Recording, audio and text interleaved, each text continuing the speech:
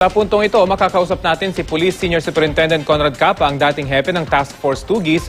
Magandang tanghali po sa inyo, Superintendent Capa. Si Rafi Tima po ito at live po kayo sa Balitang Hali. Rafi, magandang tanghali. Opo. Unang-una, ano po reaction nyo dun sa pagkakatanggal sa inyo sa Task Force Tugis at paglilipat sa inyo sa Cebu? Hindi ko kasi napanood yung ginagawa ko yung final draft ng after operation. Ano ba sabi ni Chief PNP? Opo, ang sabi po kasi ni Chief PNP, ililipat po kayo sa Cebu bilang promotion dahil June na raw po kayo para maging isang one-star general. Isa raw po yung tuntungan para makakuha kayo ng estrella. Meron na po bang abiso sa inyo na ililipat kayo? Kahapon nakuha ko ngayon aking order na ako ay magiging Deputy Regional Director for Operation ng Region 7. Mhm. Okay, kung ako'y doon napupunta, tama na may isang tungtungan pa, pero maling sabihin na ako'y dinala sa DRDO para ma-promote. Maghihintay pa ako ng ilang buwan. Okay? Hindi ako mapopromote agad doon.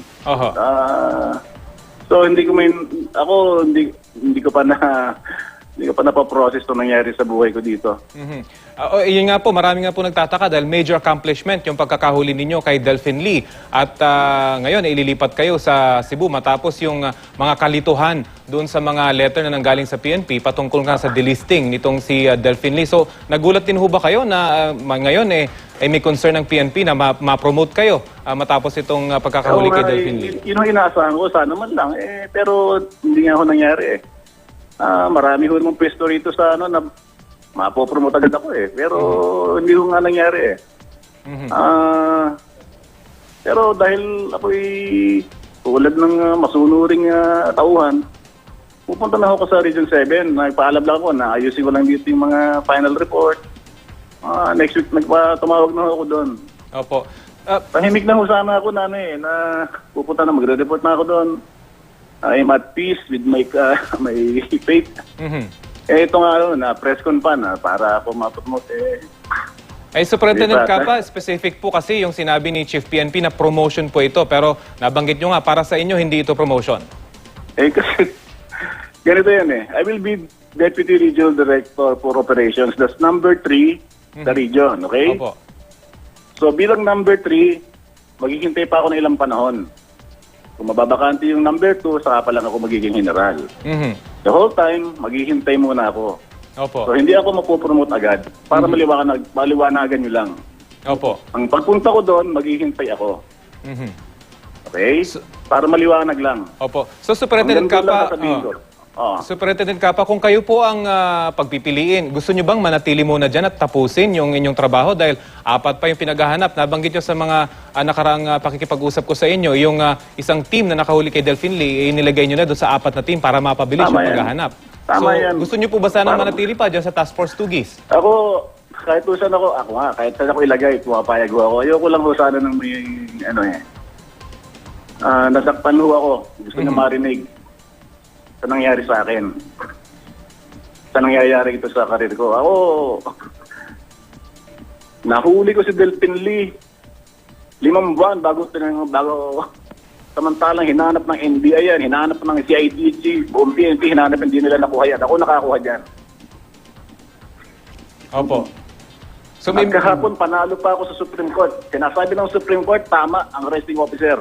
Tama ako. Opo. Nabanggit niyo po kahapon niyo pa narinig na ililipat nga kayo sa Cebu. I'm sure nakausap niyo na inyong mga tauhan. Kumusta po ang moral ngayon dyan sa Task Force Tugis? Mataas yung moral kanyo nung mahuli itong si Delphine Lee. Pero ngayon, at tinanggal kayo bilang hepe, kumusta po yung moral ng inyong mga tauhan? Wala ko ng problema sa mga, alam mo naman namin yung transfer na yan. Opo. Siyempre lang, hindi lang nila ma-process. Bakit itong ganun? Wala pa isang linggo. Pagkahuli natin, na-relieve kayo. So, hindi ko rin ma-process. Hindi ko rin Opo, nabanggit niyo po kasi hindi niyo napanood yung press con. Binanggit din po kasi ni Chief PNP na bilang hepe ng Task Force Tugis, hindi naman daw talaga kayo yung naghahanap, kundi yun yung mga tauhan na nasa ground. Sila daw yung nagbabantay 24 hours. Commander ako Opo. Gusto kong ikwento sa inyo kung paano ko nahuli si Delphine Lee, okay? Opo. Tapos na ako dyan sa pagtulog sa kalye, okay?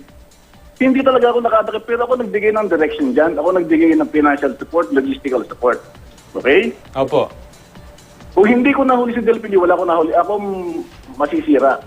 Papupulaan ako. Pero ngayong nahuli ko, I will take credit for this, okay? Hindi niya pwedeng sabihin yan. So binabanggit niyo po, siyempre bilang hepe, kayo nagbibigay ng direksyon. Of Hindi man course. kayo yung nagbabantay, kayo nagbibigay ng direksyon sa inyong mga tauhan. Ako nagsusupervise. Hindi ko na kailangan, ako nakabantay dyan sa Shaw Boulevard sa harapan ng governor's place para makita si Delphine Lee. Pero every day na ginawa ng Diyos, sinusupervise ko yung mga team ko, nasaan kayo, ano ng balita. Hanggang sa madakip yan. Hanggang nung nasa hayot yan. I was in full control. Hanggang sa tumawag ako sa Manila, humingi ako ng tulong para tulungan ako dahil kulang ang tao ko doon. Well, Of course, I'm the commander. Hindi na ako pupunta sa kalye. All I do is give orders and supervise. nabanggit Hindi niyo ko po alam na sinabi niya yun. Opo. Nabanggit po ninyo sa Superintendent Capa na susunod naman kayo bilang isang pulis, pero may balak po ba kayong klaruhin ba kung ano talaga yung dahilan Hindi ng na. inyong Ako alam mo, ang bala ko sana ngayong araw, pupunta ako sa kanya, mag-turn over kami ng deputy ko, aalis na ako, pupunta na ako ng Cebu. Opo. Tahimik na. Opo. Ganun talaga kami. Walang Ang nangyari, ito nga, may press conference para sabihin na ako'y natanggal dito, para maging DRDO. Para ma-promote. Yes, mapopromote ako eventually, pero kung gusto na ako ma-promote, may bakante dito. Opo.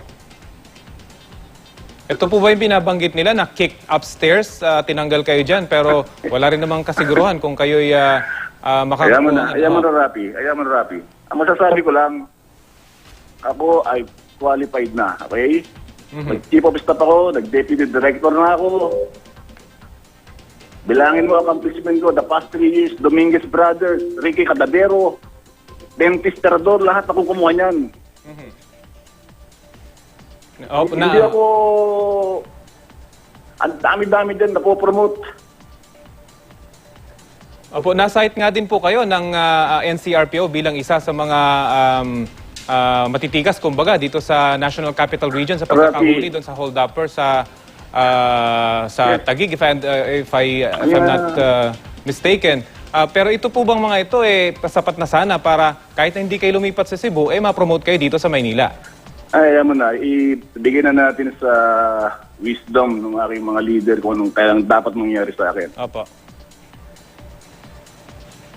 Well, okay, sige. Maraming salamat po sa inyong oras. Police Thank you, Rafi. Superintendent Conrad Cap, ang dating hepe ng Thank you. Task Force Tugis, at good luck po sa thank you. inyo.